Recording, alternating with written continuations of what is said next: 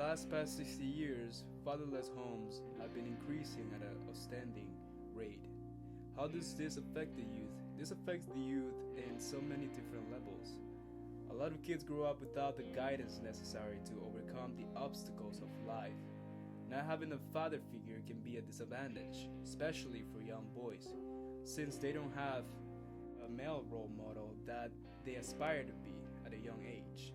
This is why, for the most part, guys who grew up without a dad or a strong male role model end up having a lot of trust issues. Most of them aren't confident in themselves. Most of them have a very nihilistic point of view in life. However, there's always a light at the end of the tunnel, and that light is self-improvement. Oh, shit. Well, getting straight to the point, guys. I'm gonna tell you how does growing up without a dad affect you and what can you do about it. Pretty much, I grew up without a dad. My biological dad was never there. I wonder why. Anyways, and pretty much all the young male adults were not as strong as they can be, pretty much. So, yeah, I was pretty much meant to be feminine my whole life. I was operating under my feminine energy, like, until I turned 17. Because I didn't know shit about masculine or feminine energy at all. Like, literally, I didn't know anything about it until, I started getting deeper and deeper into self-improvement. I was like 17, right? I was with this girl, and she acted like the guy, and I acted like the girl in the relationship, and the way, and I felt like a bitch. Not gonna lie, I felt like a little cunt.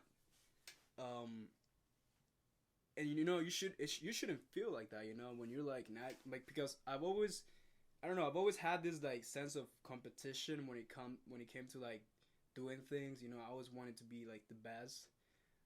Whenever I was doing something, so I always knew in a way, like subconsciously, that my masculine energy was stronger than my feminine energy. But I grew up in an environment where I was taught to be more feminine, like school, my family at home, everybody was like acting on their feminine energy. So I was like kind of like feminine because, one, I didn't have a dad. Two, I was surrounded by feminine male role models. So I was destined to be feminine until when I turned 17. I think I don't know. I think I watched a video about like feminine and masculine energy, but that was like a sort of a spiritual video.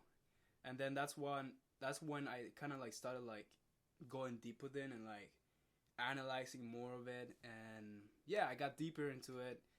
And then I watched a video about, I think it was about Hamza or something. I think that's a YouTuber, Hamza. Yeah, it was Hamza. Anyways, yeah, I watched a video of him. Then like he kind of explained about like these two dynamics, and I was like, oh shit, that's interesting. Well, that's very interesting. Holy shit, Hamza. And that was a couple of months ago, pretty much. Like, literally, that was a couple of months ago. And I was like, you know what? Let me develop my masculine energy. Let me develop my true energy. I was like, because I know, I literally know that my masculine energy is like my core essence energy. I'm not like, some men can be like feminine from core, but I know my core is not feminine. I know my core is masculine. I know I'm probably like, I would say I'm like naturally 70% masculine, like 30% feminine when it comes down to that. But back in the day, I was acting more on my feminine energy, and my masculine energy was just shut off because of society or whatever, how I was raised, and all of those things.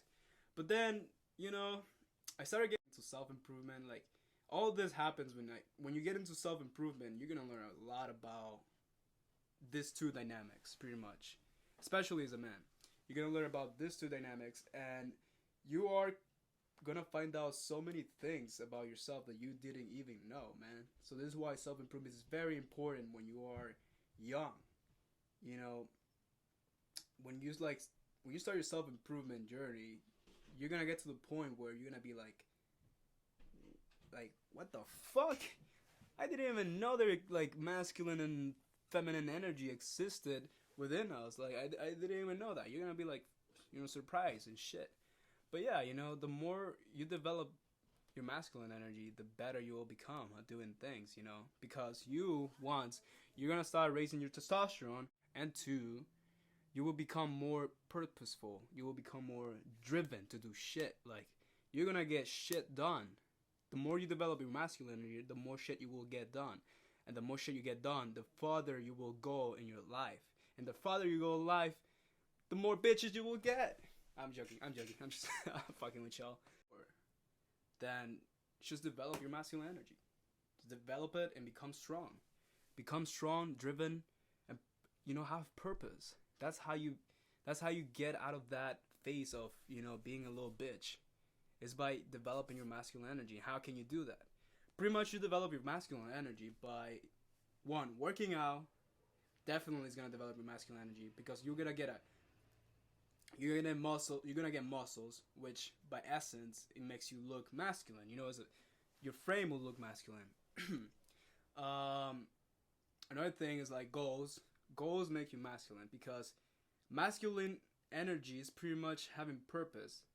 And when you put a goal that's purposeful, like literally that's purpose there. When you are operating on your goals, you're instantly going to increase your masculine energy. Especially if you achieve them. Literally, there's a study that say that the winners of a team had an increase of testosterone and the losers of the team had a decrease in testosterone. And it's crazy, So imagine you have goals, you're achieving them, then your testosterone is going to go up. Simple. That's how it goes. And that's going to make you more masculine. And then the more masculine you are, the better you will be. So, yeah.